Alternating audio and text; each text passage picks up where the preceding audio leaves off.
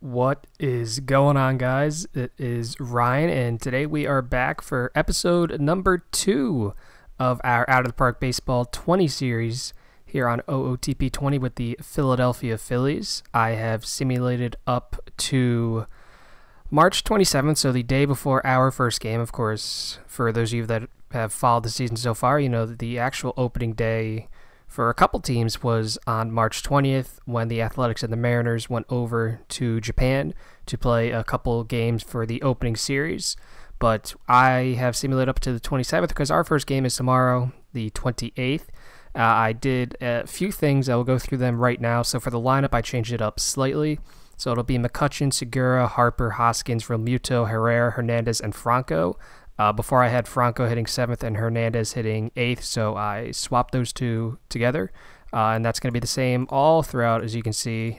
DH, whenever we have to play with a DH, we'll actually check the schedule right now, see how quickly that'll come up on us. I don't think it's for a while, because we play Minnesota, but we're home. Play Detroit there, but we're home. So the first time we have to use a DH is going to be May 10th, so next month, going up against the Kansas City Royals. So injury, and health permitting, the DH against right-handed pitching is going to be Nick Williams, and against left-handed pitching it's going to be Aaron Altair. Taking a look at the pitching staff we have assembled, I decided to send down Jared Eichhoff to AAA and call up Zach Eflin, so he's going to be our number 4 starter to begin the season. I also brought up Edubray Ramos to be one of our relief pitchers. And I sent down, who did I send down? I sent down somebody. I can't remember who I sent down. That's pretty bad. I sent down Sean Rodriguez. That's who I sent down. So I'm carrying an extra pitcher, and I put Sean Rodriguez down in AAA. I'd rather have one more pitcher than the additional batter. I tried to bring up Adam Morgan because he is on the active roster right now. Unfortunately, I could not do that because Tommy Hunter is on the IL in real life, but in this version of OTP, he was not injured. So he is just going to be on the team. I believe this is the last year of his contract. It is so. If we do need a pitcher, Adam Morgan's going to be one of the first guys that I call up. But for right now, the bullpen is looking like Ramos, Alvarez, Neshek, Hunter, Neris, Dominguez, Nicasio, that's nice. Nicasio and David Robertson. So if you've been around the channel for a while, you know that I hate closers. I hate the idea of closers and saves and all those statistics.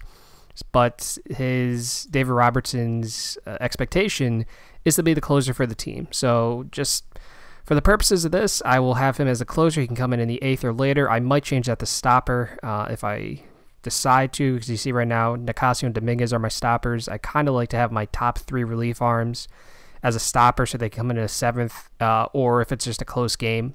So we'll stick with Dave Robson as the closer for right now. We'll see how that goes, and if I need to make changes, I will. You might notice that Zach Eflin's name here is all capitalized, so you might be wondering, well, why is his name capitalized and nobody else's is? That's because I added him to a short list. So short lists are valuable ways to keep tabs on certain players. So if you go to short list and you can create your own, to create a short list here, I'll do it right now actually. So go to rosters and transactions. So let's say that I wanted to keep a close eye on Victor Arano, right? So let's say I wanted to keep, or better yet, let's do Cole Irvin. So let's say I wanted to keep a close eye on Cole Irvin. So instead of having to continually go to this roster screen and try to find where he is, I can right-click on his name. I can go to shortlist, and I could either add him to one of the shortlists that I already made. So in this case, I made one called 2019, or I could make a new shortlist. I already created a shortlist, so I will add him to 2019. And now you see his name becomes capitalized. So now what that allows me to do is I can go click on my manager's name up here in the top. I can go to player search and shortlist, select 2019, and these are all the players. If I do all players, these are all the players that I want to keep a close eye on. Now I'll add more as the seasons progress and new prospects kind of make their mark. But for right now, these are the main guys that I want to keep a close eye on. These are some of our top prospects in real life. So what this allows me to do is now, instead of trying to find where certain guys are or going through that roster screen, I can just go to the short list. And even to make it better, I can just star this. That way I can bookmark this. So I can bookmark the current screen, call it player shortlist. So I can add that to my bookmarks. And now you see if I click the star, so let's say hypothetically I'm at the team home screen. If I click the star, I can just go right to the player shortlist, select 2019, and there we go. We're all there ready to go. So if I want to see how Mickey Moniak is doing, I can just go to the shortlist and I will be good to go.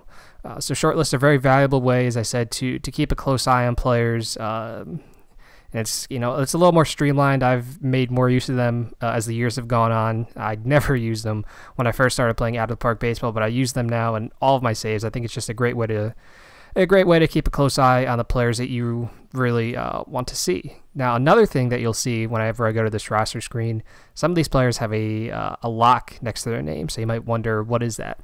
So if you go to manager options, I have minor league free agent signings and releases, promotions, demotion strategy, depth charts, lineups, and pitching staffs. I have that set to my minor league managers and my assistant GM. Now, that means that for all levels of the minor leagues, my assistant GM, my minor league managers, they're going to be the ones controlling who gets moved up, who gets sent down, who gets signed, who gets released, stuff like that. What this lock does is that these players are immune to that. So, for example, my minor league manager, Matt Klentak, they can't send down Ranger Suarez from AAA to AA. They can't release him or whatever. Not that they would release him to begin with, but they can't do something like that. The lock means that I basically control when these players get sent up, if they get sent down, just stuff like that. I normally do this for kind of the better prospects in the organization, not all of them, but a good number. So right now you'll see a AAA I have De Los Santos, Suarez, Cousins, and Hazley. If you go down to AA, I have Medina, Jojo Romero, Cornelius Randolph. Clearwater, I have Moniak and Alec Boehm. So just keep going down the list. There's guys that have locks next to their name. So that means that I control when those guys get sent up and if I need to demote them.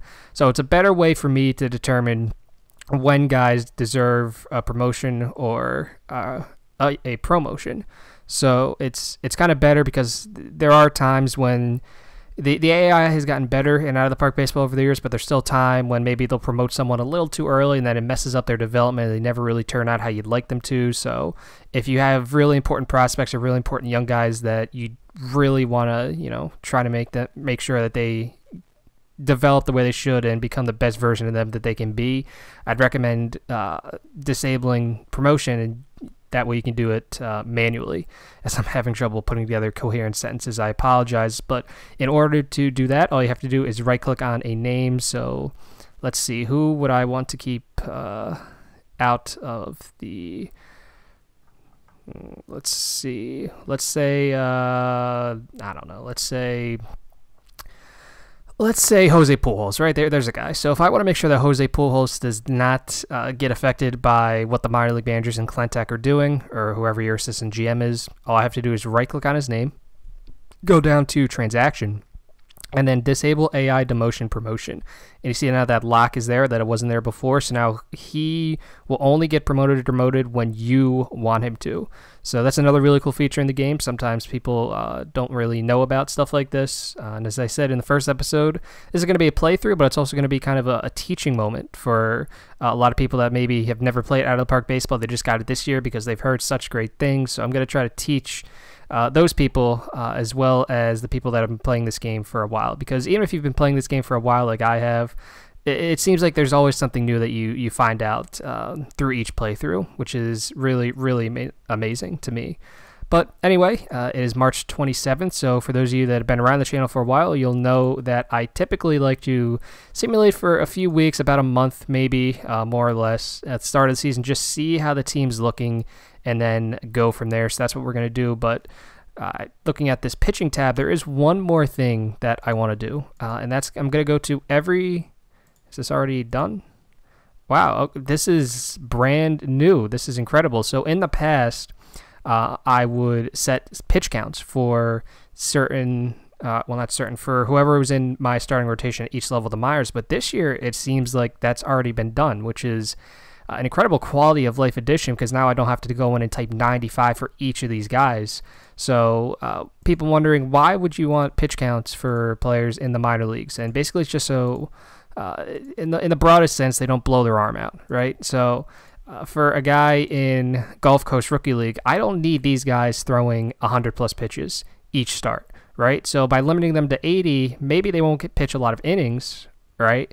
But they'll still develop at a solid rate, and more importantly, if they ever do reach the majors, their arm's not going to be blown out, right? Like, they're not going to have a ton of tread on that arm. So by keeping the pitch counts progressively lower, the lower down the rung you go in the minor leagues, it kind of helps your pitchers, and it helps you as well. That way, if you have these pitching prospects that seem like they always flame out for whatever reason, maybe it's because they've just been throwing too many pitches in the minor leagues. So I do like the way this is set up. I do like the 100 in AAA, 95. I might drop that to 90 in AA, honestly. But yeah, I like how this is set up. This is, as I said, a big quality of life addition.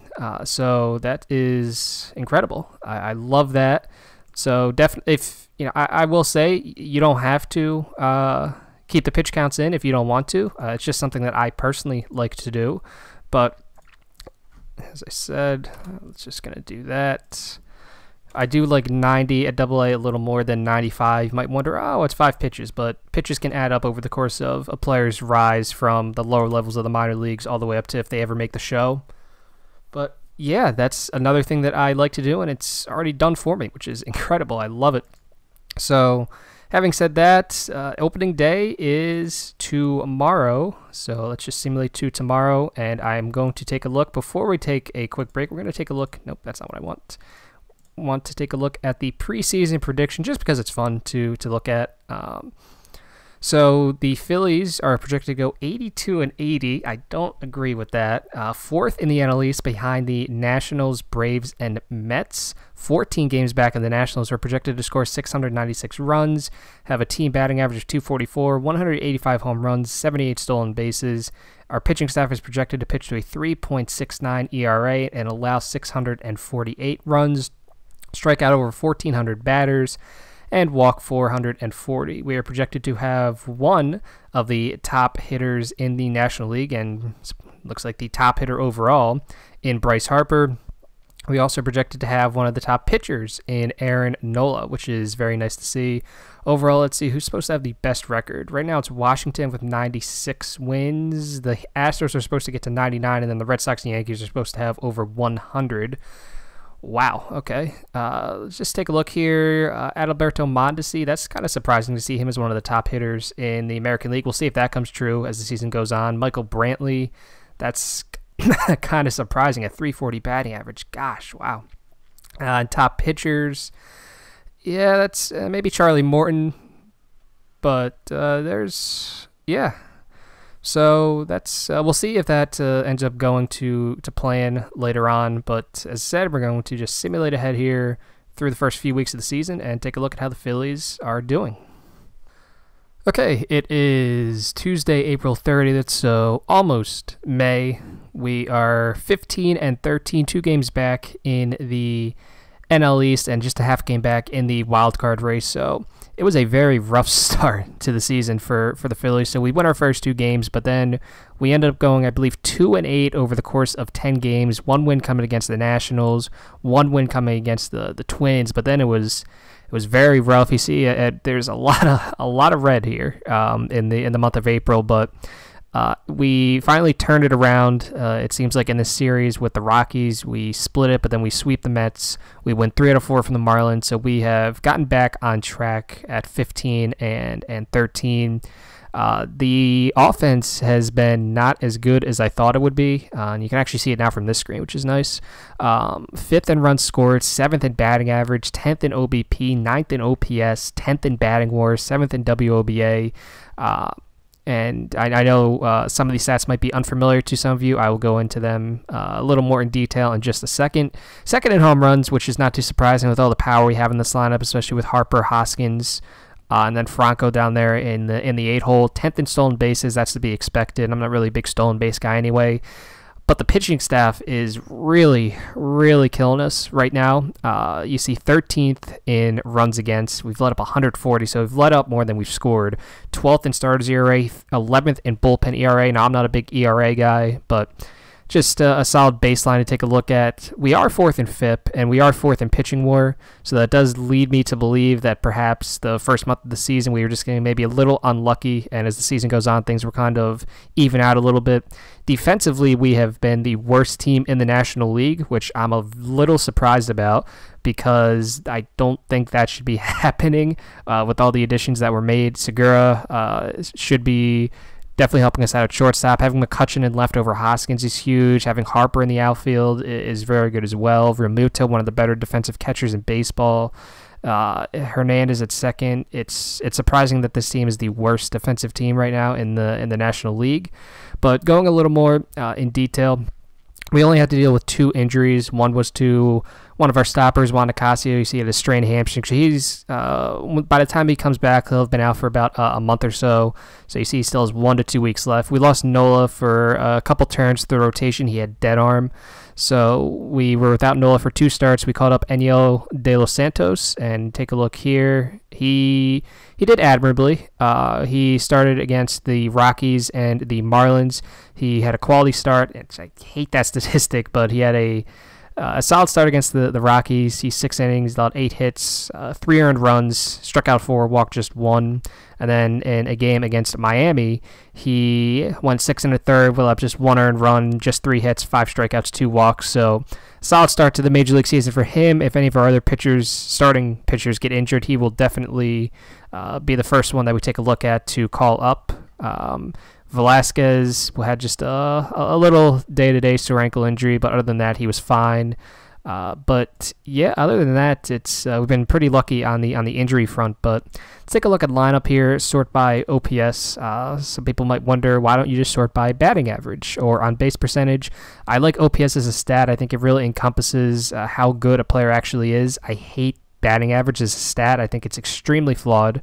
So I like to look at OPS, and what that is on base plus slugging percentage, as you can see there. It's basically, it's just what it says. It combines the on base and slugging percentage of a player into one number, and I like it a lot. I kind of like my players to be around 750 and up for the most part. There's going to be some exceptions, but you see here Realmuto is really carrying the offense for us so far. An OPS of close to 900, which is very, very, very, very good. 5 home runs, 17 RBI. He has 8 walks, and he struck out 19 times. Taking a look at Franco, he has done very well out of the 8-hole, slashing 287, 324, 525 with 6 home runs. So he's tied for the team league in homers, 19 RBI, 24 strikeouts to 6 walks. So I'd like the strikeout to walk ratio to maybe be a little better, but I can't complain. No surprise that Harper has 20 walks and he's leading the team. He has a very good eye at the plate. He struck out 35 times. It's pretty solid to have it that even at this point.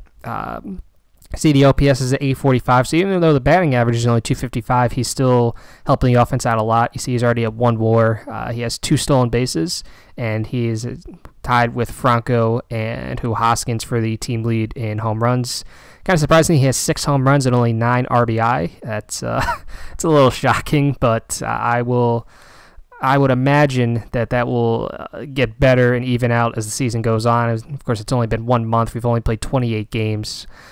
Cesar Hernandez is having a Cesar Hernandez season. Herrera, I'd like to see maybe a little more pop out of him, but that's a pretty solid starting line for him. 291, 348, 388. Hoskins is very surprising. He has had a very slow start to the season. He does have the 6 home runs, but he's getting on base under 300 at an under 300 clip, which is not ideal. The slugging percentage is a little low for him too. So hopefully it's just a beginning of the year slump and he gets better over time. Andrew McCutcheon also has not looked very good. In fact, he has been awful as our leadoff hitter, getting on base just 25% of the time. It's not what you want out of your leadoff hitter. He does have 15 walks, which is second on the team, but 35 strikeouts, it's not really a good look. He does have 3 home runs. So I'm kind of interested to see. He wants to be in the middle of the lineup. I want to see maybe... it's not... we cannot keep this guy in the leadoff spot if he's going to keep doing this. I'd like to think that he'll get better as well. I'd like to think that over the next couple weeks he'll kind of get himself out of this slump. And he is on a 4-game hitting streak right now, but that is very rough. Very rough start for McCutchen. Even Segura's had a very rough start as well, and it's that is not good at all. He's not getting on base as much as I would like him to, but it's only the first month of the season, so I think that over time, I keep saying over time, but it's true. I think that over the next several weeks, going into maybe June, things will kind of start to even out a little bit. Let's take a look at the pitching staff here. So the two consistent starters that we've had have been Pivetta and Eflin. So let me take a look here at why Arrieta is not doing very well. So he's walking 3 guys per 9 innings, which is not great. He's letting up close to 2 home runs per 9 innings, which is really not good at all. So when I look at pitchers, what I like to kind of look at, I don't look at ERA. That's another statistic that I think is very flawed. I look at things like how many guys they're walking per 9 innings. Take a look at splits here. I know there's a way to see FIP somewhere. Oh, maybe if we go to pitching stats. Yeah, that's what I want. And then I want expanded pitching stats, I believe. No, I want expanded pitching. There we go. That's what I want. Yes. So I like to look at a good barometer is if they're walking a lot of guys. That's obviously not great. That's just more runners that they have to leave on base, and more often than not, it's gonna be tough to strand a lot of guys if you're walking them. It's not a good look. He's letting up a lot more hits than he ever has before. 11.3 hits per 9 innings. That's not really that good. You see, he's never been near that number before, especially since he went to Chicago and he got out of Baltimore. He's letting up more home runs than he really ever has before. So his strikeout to walk ratio it's kind of in line with what it's been in the past. So I would like to see him maybe walk a few less guys, but I think the home runs he's letting up are the bigger issue. You see his FIP is close to 2 runs lower than his ERA right now, which is 7.88. So that's why I'm not too concerned about Jake. I think that he will get things figured out. We do have him until 2020, but I think he'll be fine. He's not going to be a 7.88 ERA pitcher over the entire course of the season. It's not going to happen. I think the home runs are kind of even out a little bit. They'll get down closer to maybe 1, which would be ideal. The BABIP it's the highest it's been in quite some time for him. You see a 316. So that's not really close to what it normally is for him. So I think that'll get maybe the defense is killing him. That might be what it is actually, and that was what happened in real life last year too. But I think this is a guy that gets a lot of ground ball out, so it seems like maybe our defense is just hurting him a lot, and that's why he's letting up maybe a lot of home runs. But I'm not concerned about Jake. We'll see what Zach Eflin's doing here. The strikeout to walk ratio is not great. He's only striking out 6 guys per 9 innings and walking over 3, which is not it's not great. So I think that ERA is going to definitely rise up a little bit, but I didn't expect him to be a 2.64 ERA pitcher anyway. I'd say more that I'd guess maybe a 3.5 would be probably more in line with. Let me see, 3.83. Yeah, okay, yeah, that's fair enough. Especially with the way the strikeouts and the walks are going. He struck out a lot more guys last year, so maybe if he starts striking out some more guys, because the walks they did rise a little bit, but it's not totally crazy.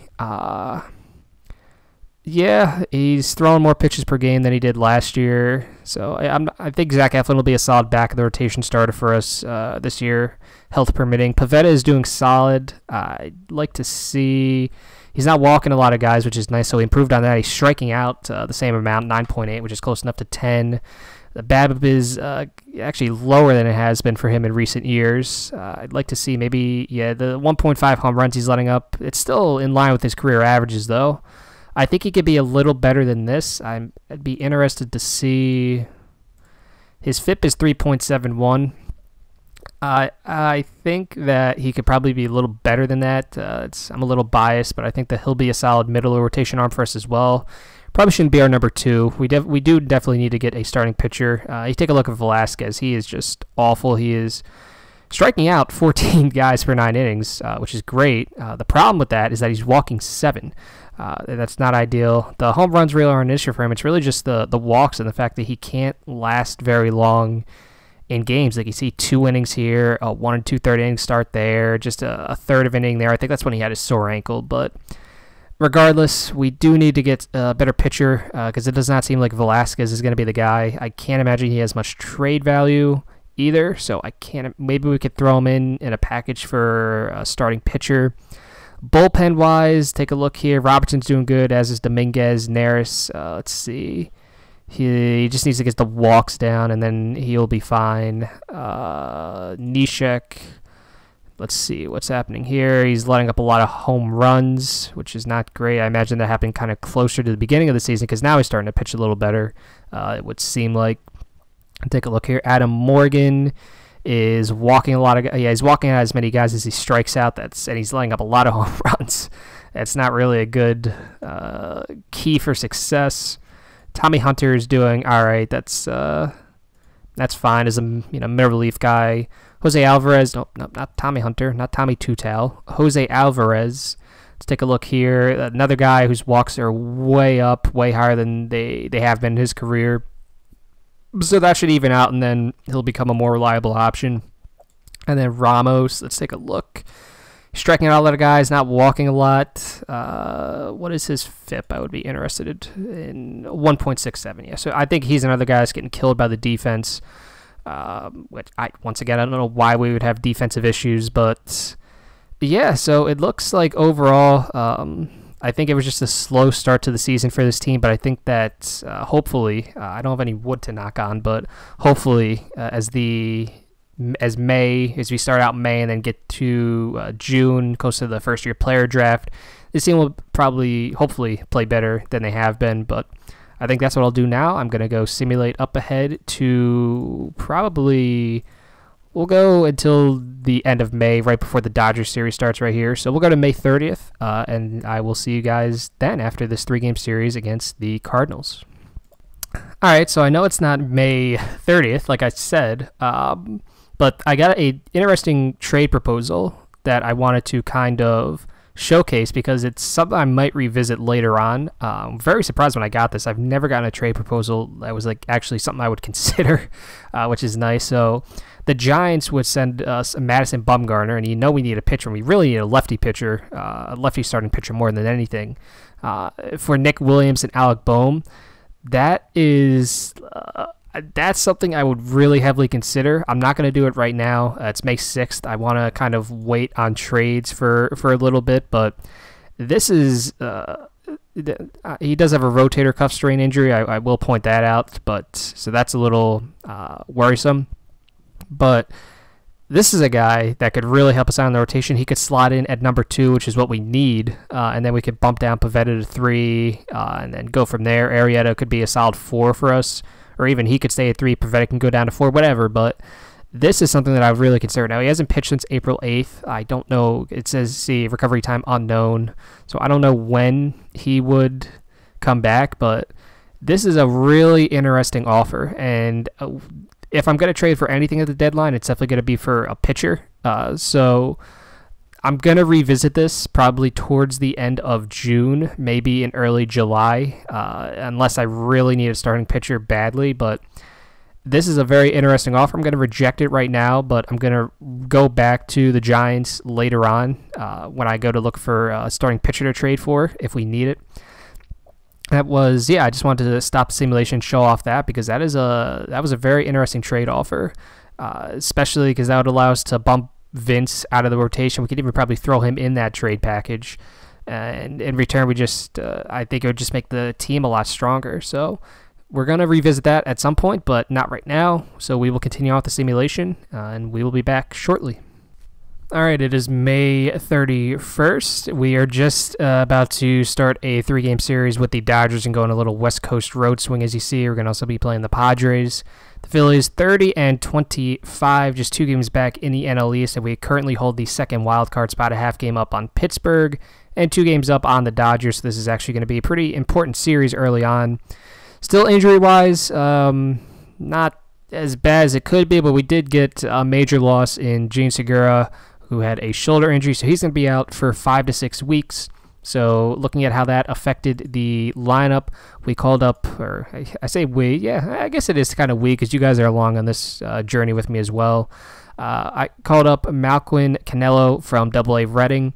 I mainly called him up for his defense, but offensively he was doing okay. So I decided to call him up over someone like a Sean Rodriguez or anybody kind of like that at AAA. I decided to call up Canelo. So right now, Kingery is going to be our starting shortstop until Segura returns. He's not the best at shortstop, but he is passable defensively, which is what we need. It also gave me a chance to kind of change up the lineup a little bit, which I was going to do anyway, because taking a look at how the team is doing, Rhys Hoskins was not doing well at all, so I wanted to change up where he was in the lineup. So now I put him in the 2-hole after, I believe it was this loss to Milwaukee, and it seems like that's kind of helped kickstart him a little bit. And you can see he had 2 home runs there against the Cardinals in 2 at-bats. He also walked a couple times.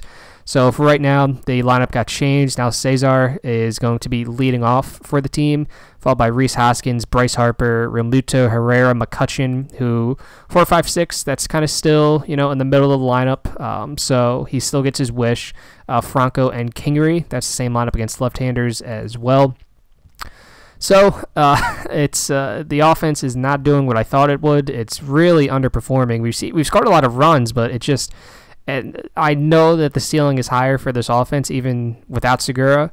So I hope that it continues to get better. The pitching has gotten a lot better for sure, as I thought it would. Nola's now pitching like the ace that he is. Arrieta's gotten a lot better. Eflin has regressed slightly, but that was going to be expected. That's still a solid start for him. Velasquez has really turned things around recently, which I'm very surprised about. He's now lasting longer into games. He's not letting up a ton of runs. He's keeping us in games. He's not really walking as much guys as he was either. You remember that was up to 7 at one point, so he's really worked on that.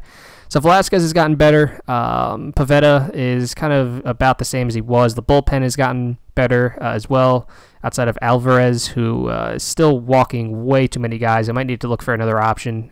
Maybe call up James Pazos. That might be the move. I'll take a look at how he's doing. That might be something we want to do. James Pazos. Yeah, I mean, maybe. That might be something that we do. But you can see he's not very happy right now. He's like, "Roar." That's a great face. Yeah, but the team is playing very well. It helps that we played Miami several times already, so those are definitely some free wins. But you see, we just had like a very tough part of our schedule. So after this Detroit series, it was the Nationals. We took 2 or 3 from them. We took 1 or 3 against the Cardinals. Royals, not really tough, but then we split against the Brewers. We take 2 or 3 from the Rockies. We split with the Cubs. We take 1 or 2 from the Brewers, and we just took 2 or 3 from the Cardinals. So we're getting through this tough part of our schedule here. It doesn't get any easier. You see now we have the Dodgers, the Padres, the upstart Reds, and then the Diamondbacks. But then we have a long divisional stretch in our schedule, and we got to play the Braves, the Nationals, Marlins, Mets, Marlins again going into July. Another Braves series, another Mets series. So that's about a month straight that we're playing divisional opponents. So that could really make or break our season. That stretch right there, starting on June 14th, and then going until the All-Star break on July 9th, and then the trade deadline is the 31st. Coming up, the first-year player draft is going to be on June 4th, so just a few days away. It is May 31st, so that will be a lot of fun. First draft of any OOTP save is always very fun. It's very important, too, especially for a team like this one, so we need to make sure we just get as much young talent infused as possible. The defense is getting a little better. I see it's still not where I want it to be. It's not going to be any better now that Segura is injured, but it is what it is. We just have to make it work, and hopefully we can do that. So you can look at the standings right now. I said we're 2 games out. Washington's 32-23. New York's 32-24. Atlanta is 2 games under 500, but they're still only 5.5 back. So we'll take a look at how things are going around baseball total.